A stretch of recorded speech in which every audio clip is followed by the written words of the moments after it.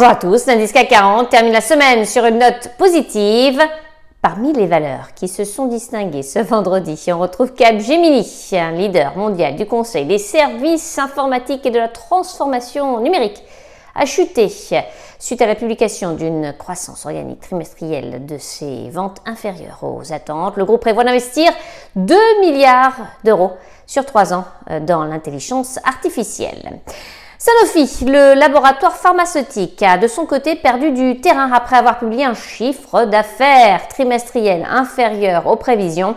Par ailleurs, le groupe a relevé son objectif annuel de bénéfice net par action des activités. Hermès, le groupe de luxe, a gagné du terrain suite à la publication pour le premier semestre d'un bénéfice net de 2,23 milliards d'euros contre 1,64 milliard un an auparavant, soutenu par une forte demande aux États-Unis et en Chine.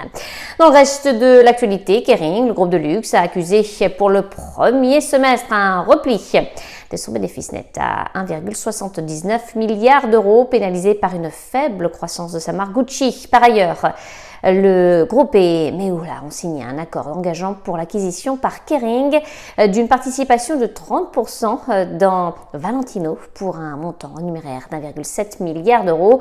Cet accord comprend une option permettant à Kering d'acquérir 100% de la maison de couture au plus tard en 2028.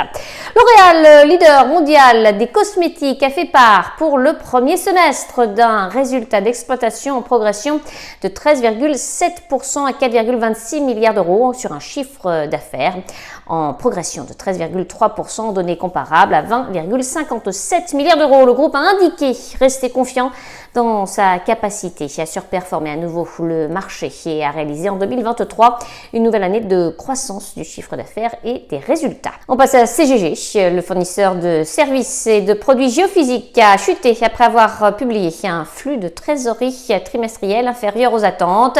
FDJ, l'opérateur de jeux d'argent, a enregistré pour le premier semestre un résultat net en progression de 13% à 181 millions d'euros. Et puis Fnac Darty, le distributeur spécialisé, a chuté après avoir accusé une perte opérationnelle de 35 millions d'euros contre un bénéfice un an auparavant. Enfin, TF1, le groupe de médias, a bondi alors que ses résultats semestriels ont reculé moins que prévu, notamment grâce à une bonne gestion des coûts. À New York, c'est Sabrina Cagliusi pour Trading Central. Je vous souhaite une très belle fin de journée à tous. À demain.